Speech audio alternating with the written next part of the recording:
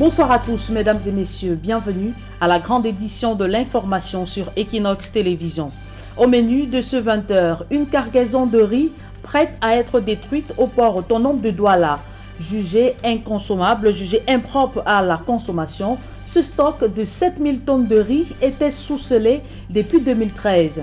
Pourquoi avoir conservé si longtemps cette denrée alimentaire très prisée des Camerounais? On en parle dans ce journal. Élection à l'ordre national des médecins du Cameroun. Un deuxième candidat à la présidence sollicite l'intervention de la justice pour annuler le scrutin du 18 janvier prochain. Dans l'assignation en référé, le docteur Fonkwa dénonce des irrégularités du processus électoral.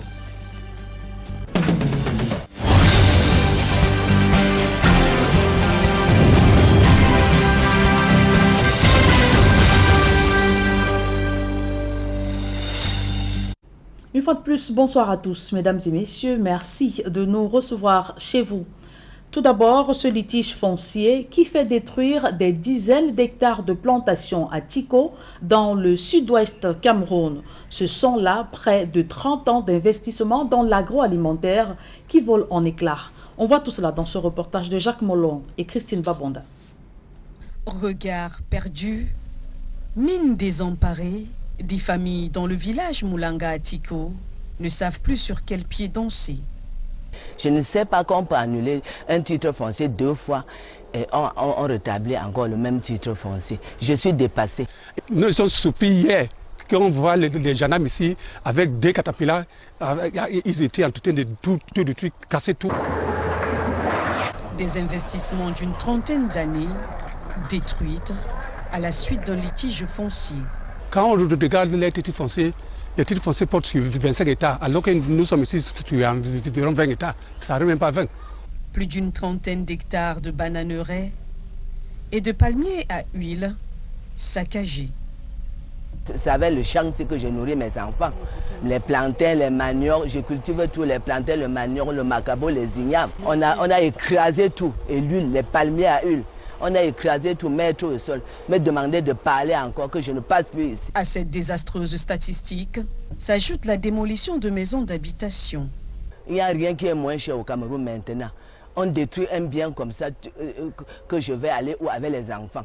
Des dégâts considérables, conséquence du rétropédalage de l'autorité en charge des affaires foncières. Donc le ministre a dit qu'ils ont venu établir un titre foncier dans mon investissement. Donc, quand il a annulé le titre foncier, ils ont dit qu'ils ne sont pas satisfaits, ils se sont rentrés encore à Yaoundé. À Yaoundé, le ministre a sorti encore une deuxième annulation qui ne se sont pas qui confirme la première annulation. Bon, ça m'a surpris qu'en août, le ministre annule ça, et puis en novembre, il réhabilite encore le titre foncier qu'il avait annulé. Face au désastre, le représentant de la famille qui revendique la parcelle querellée pique un coup de sang.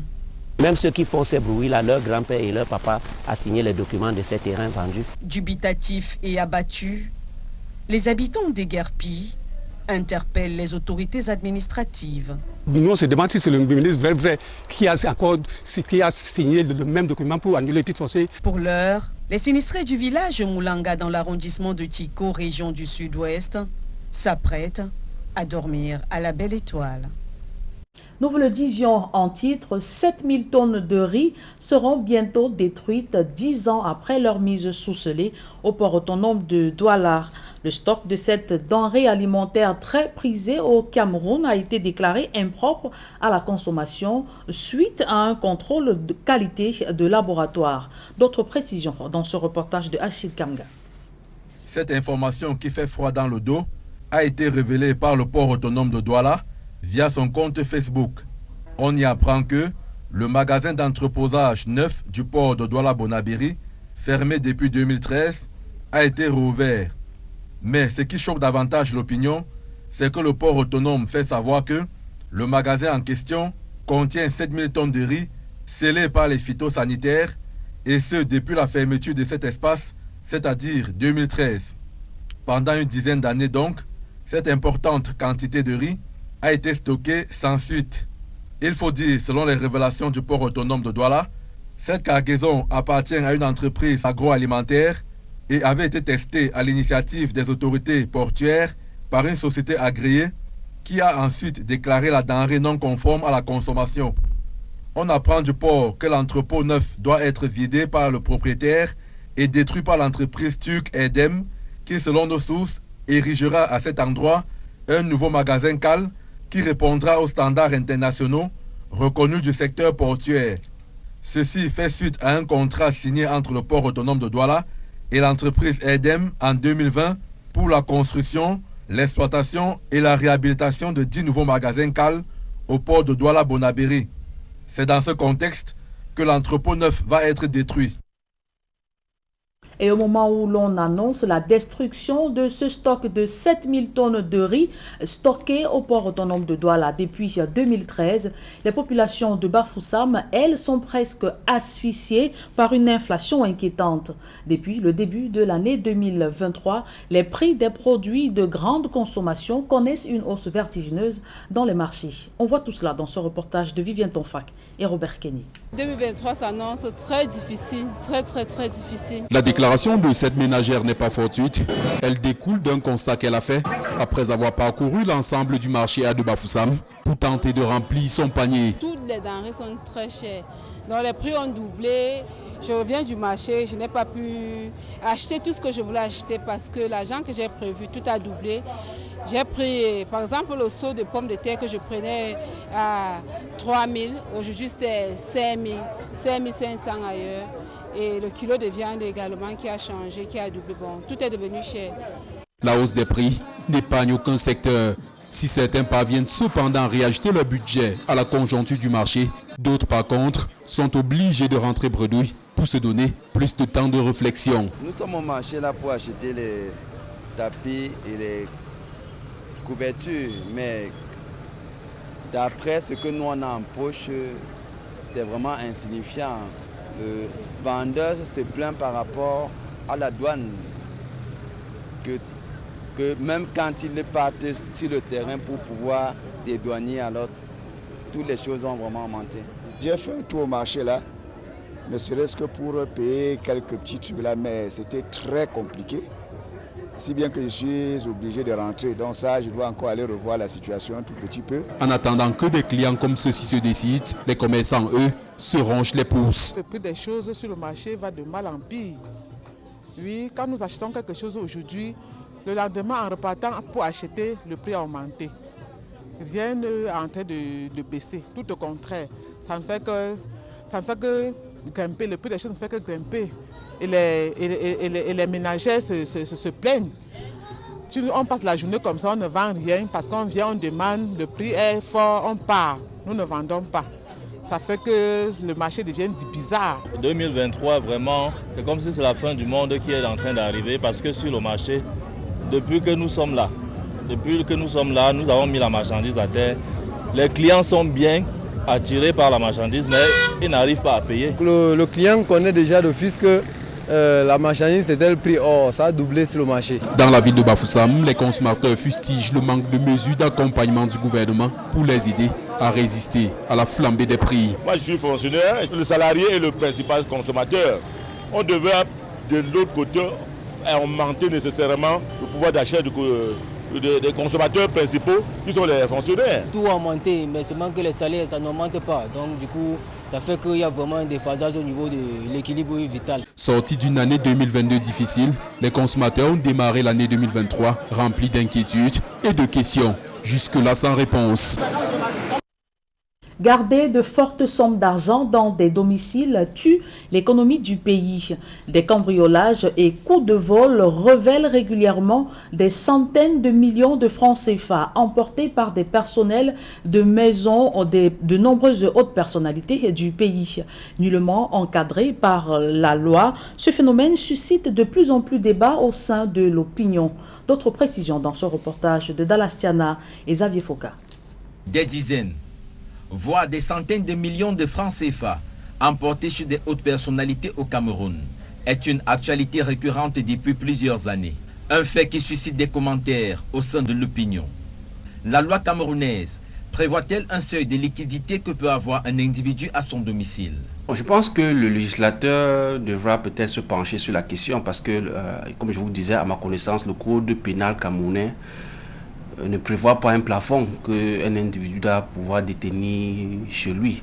Et il faut aussi également s'interroger peut-être la source de cette monnaie. Et sur la question liée à la provenance de ces sommes colossales, le docteur Dalbaris Ngoudjou estime que c'est le fruit des détournements de la dette publique, estimé à 8 674 milliards de francs CFA entre 1997 et 2021. Une somme qui représente environ 70% de la dette camerounaise. Quand nous sommes dans un système où des gens peuvent détourner plus de 360 milliards par an, bien évidemment, ils vont vouloir à un certain moment conserver cet argent. Mais où conserver cet argent? Pourquoi? Parce que s'ils se dirigent vers les institutions bancaires, les principes de la COBAC prescrivent l'origine des fonds. C'est-à-dire qu'il faut justifier l'origine des fonds. Et comme certains ne peuvent pas facilement justifier l'origine de ces fonds, c'est ce qui justifie cette thésaurisation. Donc le fait que les gens gardent l'argent chez eux. En tant que pouvoir d'achat et moteur de toute économie, il est donc clair que l'argent qui ne circule pas plombe tout le circuit économique national. Si vous détournez par exemple 50 millions qui auraient permis, je dis n'importe quoi, de payer 100 employés. Ces 100 employés auraient payé leur bailleur pour leur loyer, auraient inscrit payer la pension de leurs enfants, auraient donné l'argent de la ration à leur épouse. Et chacun de ces personnes, que ce soit le bailleur, que ce soit le fondateur de l'école de l'enfant, que ce soit votre épouse, aurait participé à des dépenses de consommation. Et ces dépenses de consommation font tourner l'économie et ont un effet positif sur la croissance. Un pan non négligeable de la solution à proposer à ce phénomène serait donc l'application de l'article 66 de la Constitution camerounaise qui parle de la déclaration des biens par certains hauts responsables au début et à la fin de leur fonction. Paul Aya Abiné, entendu à la Légion de gendarmerie du Sud-Ouest. L'ancien avocat général près la Cour suprême était convoqué à se présenter dans cette unité pour répondre des accusations d'actes terroristes, incendies criminels, meurtres et hostilités contre la patrie. En raison de l'état de santé précaire de l'ancien magistrat, ce sont ses fils Aya Douglas et Aya Olivier qui ont déféré à cette convocation. Cette audition fait suite à une plainte des députés Aka Martin et Agualinus.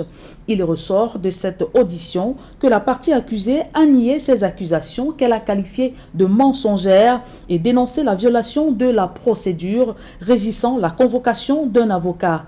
C'est ce qu'a indiqué Maître Ndong Christopher, l'avocat de la famille Aya, que je vous propose d'écouter. Monsieur Aya Paul a été convoqué par la Légion de gendarmerie de Boya, aujourd'hui le 13 janvier 2023. Arrivant à Boya de Yaoundé, j'ai rencontré Maître Aya Paul, que je trouve qu'il était malade. Il était sur une chaise roulant. Et il est malade, les pieds sont gonflés. Et il ne pouvait même pas se présenter à cette convocation. D'ailleurs même, nous avons constaté que cette convocation qui a été envoyée à Maître Aya Paul n'avait pas suivi le processus normal, puisque notre loi organique au barreau dit que si un avocat a une convocation de cette manière, on envoie ça au bâtonnier ou son représentant à la région. Si la convocation vient, le bâtonnier, s'il n'a pas le temps, ils peuvent désigner son représentant pour aller assister à cette enquête. Mais ce n'était pas le cas. On a soulevé ça devant les enquêteurs et les ont dit il faut qu'ils saisissent le bâtonnier pour la prochaine fois pour les faire venir. Mais cela ne tient, il était impossible pour Maître Aya Paul de déférer à cette convocation parce qu'il est malade, il est sur une chaise roulante et ses pieds sont gonflés, très très malade.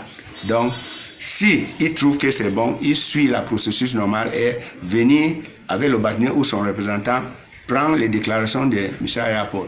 Ces deux enfants qui étaient avec nous ont été entendus et ils ont pris toutes les déclarations. Et à la suite de Maître Ndong Christopher, il faut rappeler que Paul Aya Abiné avait été arrêté et incarcéré au secrétariat d'État à la Défense en 2017 au motif de ses prises de position contre le gouvernement dans la gestion de la crise anglophone. Il avait alors passé 8 mois en détention sans jugement, puis libéré par décret présidentiel. Bras séculier du système judiciaire, les experts judiciaires jusqu'ici éparpillés à travers la République entendent désormais mieux s'organiser au sein de leur ordre professionnel. À travers la mise sur pied de leur ordre, il est question pour eux de poser les difficultés auxquelles ils font face et surtout de rappeler l'importance de leur mission pour l'administration de la bonne justice. À l'issue de leur concertation, le professeur de l'Assemblée générale, Amadou Logon, le président de l'Ordre des experts judiciaires, Omarou Bagoudou, et le deuxième vice-président de cet ordre professionnel se sont exprimés au micro de Jean Guizogo.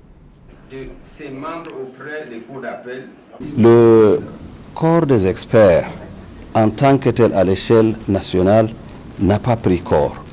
Les experts sont agréés selon les cours d'appel. Donc, dans les 10 régions, les experts sont représentés. Et cette fois-ci, il est question d'avoir une structure à l'échelle nationale qui puisse permettre aux experts judiciaires de parler d'une seule et même voix. Je dois conduire la Chambre professionnelle des experts judiciaires du Cameroun afin d'encadrer l'expert judiciaire dans ce pays et puis aider la justice camerounaise, parce que quand on parle de l'interjudiciaire, il faut qu'on parle de l'expert judiciaire que nous sommes. L'expert judiciaire est un homme de l'art qui apporte une forte contribution pour le fonctionnement de la justice. C'est sa décision qui concourt à ce que le juge puisse prendre une décision allant dans le sens de l'expert. L'expert, c'est celui qu'on appelle maillon essentiel pour le fonctionnement de l'appareil judiciaire. Intéressons-nous à présent à la controverse autour de l'élection à l'Ordre national des médecins du Cameroun. Le ministre de la Santé publique et les candidats à la présidence se jettent les torts sur les tentatives de contrôle de l'organisation professionnelle. Ce n'est toujours pas le retour à la sérénité à 5 jours du scrutin. D'autres précisions dans ce reportage de Élisée Bogba et Ben Christy Moudiou. Les guerrières au sein de l'Ordre national des médecins du Cameroun se poursuivent à quelques jours de l'élection. Les camps qui s'affrontent brandissent chacun leurs arguments. Pour certains candidats, le problème qui se pose serait celui du contrôle de l'ordre par le secteur privé. Beaucoup d'entre nous avaient l'impression que l'Ordre national des médecins appartenait au privé. Les médecins fonctionnaires sont désormais présents et les forces en présence ont basculé. Dans un autre camp, c'est le secteur public qui est montré du doigt, notamment le ministère de la Santé publique. Pour ces candidats, le MinSanté se sera employé à réduire le corps électoral pour influencer le résultat. La première position, c'était de laisser tout le monde voter. Parce que si le ministre avait voulu suivre la logique du respect des tests, nous sommes là pour la première fois en face d'une élection à l'Ordre national des médecins avec un code électoral adopté par les médecins et rendu exécutoire. Ça veut dire qu'en réalité, c'est une élection qui est constitutive. Il n'était pas question qu'on mette des blocages, il fallait laisser tous les médecins voter. Face à l'accusation de tentative de prise de contrôle de l'Ordre national des médecins du Cameroun, le ministre de la Santé se défend. Il ne faut pas nous attendre sur un terrain de contrôle de quoi que ce soit. Nous n'en avons pas besoin. Au contraire. Donc je pense qu'il ne faudrait pas que pour des problèmes d'intérêt personnel, un groupe de personnes puisse prendre d'autres en otage. On rappelle, le fichier électoral toiletté de ce scrutin est composé de 1500 médecins sur les 12 000 environ que compte cet ordre. Cette élection se tiendra après les reports des mois d'avril, mai et décembre 2022. Et toujours dans la suite des oppositions à la tenue de ce scrutin du 18 janvier prochain à l'Ordre national des médecins du Cameroun, 6 des 5 postulants au fauteuil de président de l'ONMC demandent à Elections Cameroun de se tenir à l'écart du processus électoral contesté par les candidats. Les 6 requérants ont adressé une correspondance au directeur général de l'ECAM ce vendredi 13 janvier 2023. lui indiquant que son émission à cette élection sera illégale et contraire aux usagers en vigueur à l'Ordre national des médecins du Cameroun. Et après le docteur Théodore Manga de saisir la justice sur l'annulation du scrutin de ce 18 janvier à l'Ordre national des médecins du Cameroun, c'est au tour d'un autre candidat à la présidence de solliciter une assignation en référé pour annuler cette élection pour des motifs d'irrégularité dénoncés dans le processus électoral et la tentative de contrôle du docteur Manaouda Malachi, le ministre de la Santé publique. Vous l'avez certainement déjà dégusté en famille ou entre amis. Recueilli du palmier monté ou abattu, le vin de palme est l'une des boissons naturelles les plus prisées dans l'arrière-pays.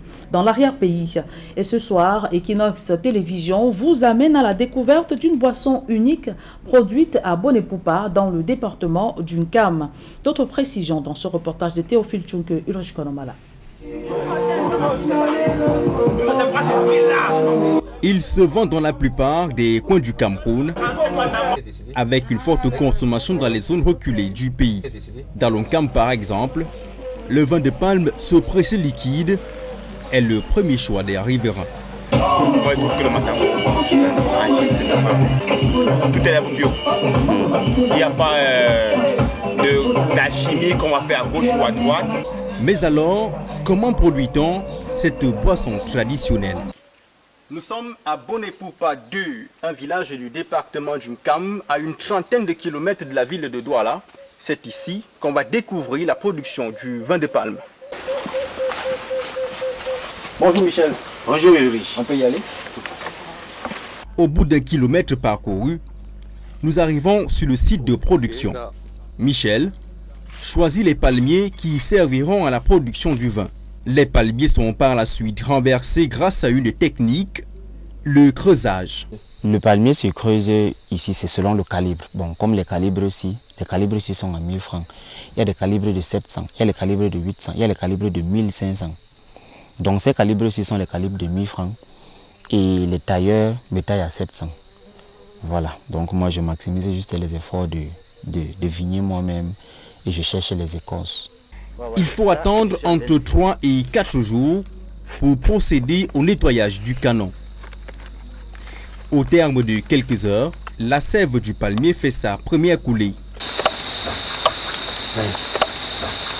Cependant, sans alcool. Excellent. C'est cette écorce qui rendra cette boisson alcoolisée. Je suis à 25 litres jour.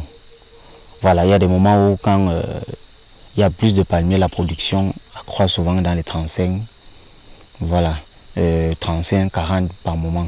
La personne à laquelle je livre prend le litre à 125 pour revendre à 200. Donc elle a 75 francs par. Ça me permet de cotiser, non seulement mes cotisations, et de pouvoir aussi gérer la maison. Natif de la localité, Michel s'est lancé dans cette activité après ses déboires dans les métropoles. Âgé d'une vingtaine d'années, il nourrit d'autres projets. Après l'école, après même mes formations, parce que les formations en hôtellerie et tout, l'histoire de Covid aussi était entrée. Notre structure hôtelière a brûlé en tout cas. C'est comme c'est là où je me bats pour le moment en attendant les projets à venir, bien entendu, parce que c'est pas ma destinée. Du moins, ce n'est pas ce que j'ai prévu. Il y a d'autres choses en tête. Direction le lieu de vente. C'est ici que le vin de Michel est commercialisé. Pour le moment, quand même, je suis dans les débuts, mais dans la semaine où j'ai pris quand même les activités, ça marche très bien. Bon, et les consommateurs aussi apprécient le vin. Ça me fait aussi partie du mouvement peut-être de la journée ou bien de la soirée. Pour cette campagne, Michel va poursuivre la livraison de son vin durant 4 semaines environ. À leur terme, les troncs serviront à une toute autre activité, la production des verres blancs, aussi très appréciée des Camerounais.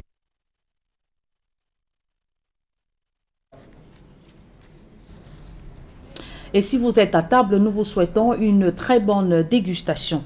Parlons sport à présent. Le ministère des Sports et la société McGill en désaccord sur les conditions de reprise des travaux du chantier ou de ce complexe sportif d'Olembe. Le professeur Narcisse Mwelikombi exige une reprise du chantier avec lancement de la phase 2 du projet. Joël Essengue et Aït Cyril. Après la guerre épistolaire, place au travail. Le MINSEP et McGill sont à nouveau sur le chantier du complexe sportif d'Olembe à Yaoundé. Nous sommes là aujourd'hui pour réitérer à l'entreprise McGill la volonté du président de la République de faire en sorte que ce projet aboutisse dans son entièreté et l'urgence et la nécessité pour elle de reprendre les travaux dans le cadre du contrat.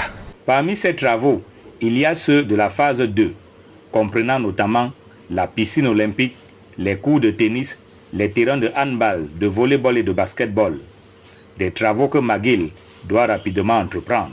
L'on a voulu d'Olembe comme un complexe sportif unique en son genre en Afrique, avec un hôtel, avec un centre commercial, des salles de cinéma et une deuxième composante intégrant une piscine olympique, un gymnase où des sports de main peuvent se pratiquer, le handball, le basketball, le volleyball, ou également on puisse trouver des cours de tennis.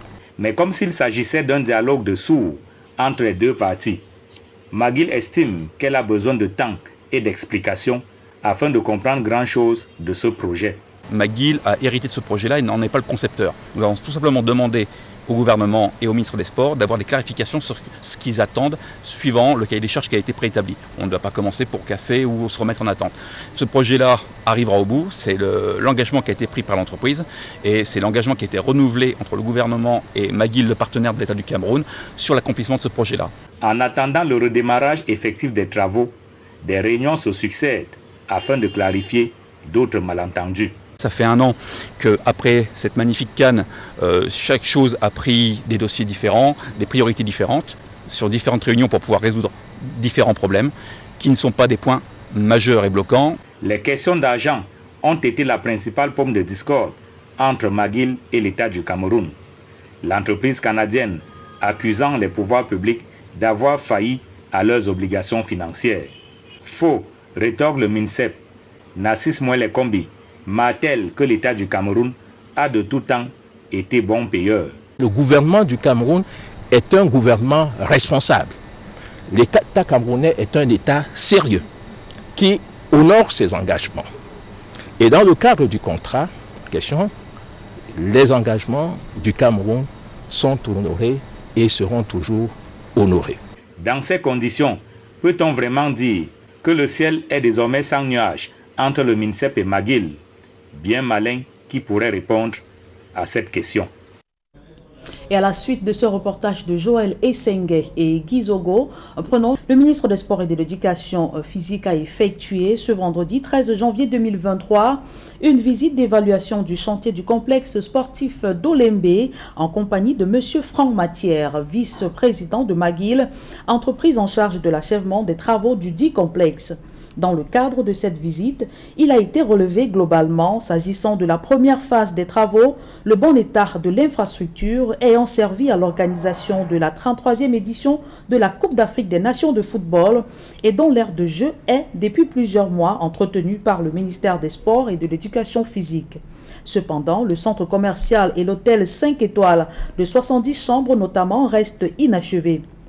En ce qui concerne la phase 2, comprenant la construction d'une piscine olympique, d'un gymnase couvert de 2000 places assises, de 2 terrains de basketball non couverts, de 2 terrains de volleyball non couverts et de 4 cours de tennis, McGill n'y a pas encore démarré les travaux. Il convient de rappeler qu'à date, l'État a déjà versé à l'entreprise McGill 42 milliards de francs CFA pour l'achèvement de la première phase et le démarrage de la deuxième phase des 10 travaux. tout en rappelant les très hautes prescriptions du chef de l'État sur l'impérieuse nécessité de l'achèvement et de la livraison de l'entièreté et de l'intégralité du complexe sportif d'Olembe. Le MINSEP a réitéré à McGill l'urgence de reprendre les travaux interrompus depuis 1 an dans le strict respect des clauses pertinentes et essentielles du contrat. Il a exhorté l'entreprise à prêter une attention particulière à la société des sous-traitants locaux ayant travaillé à Olembe comme des sous-contractants et devant être payés par McGill. Monsieur Franck Matière, vice-président de l'entreprise McGill, a de son propre chef pris publiquement l'engagement de reprendre les travaux du complexe sportif d'Olembe dès lundi 16 janvier 2023. Le chef de la cellule de communication, Gabriel Loga. Et avant de mettre un terme à cette édition du 20h, prenons cette information de dernière minute. Tenue des 3e élections sénatoriales au Cameroun, le chef de l'État, Paul Biya, a signé ce jour un décret portant la convocation du corps électoral pour le dimanche 12 mars 2023 sur l'ensemble des 10 régions du Cameroun. Ce texte précise que l'ouverture des bureaux de vote aura lieu dès 8h et la fermeture du scrutin à 18h. Nous y reviendrons dans nos prochaines éditions. C'est ici que nous mettons un terme à cette édition du 20h. Merci de l'avoir suivi, mesdames et messieurs. Retrouvez dans quelques secondes Jean Kizogo pour la deuxième partie d'Equinox Soir en direct de Yaoundé. Très bonne soirée à tous.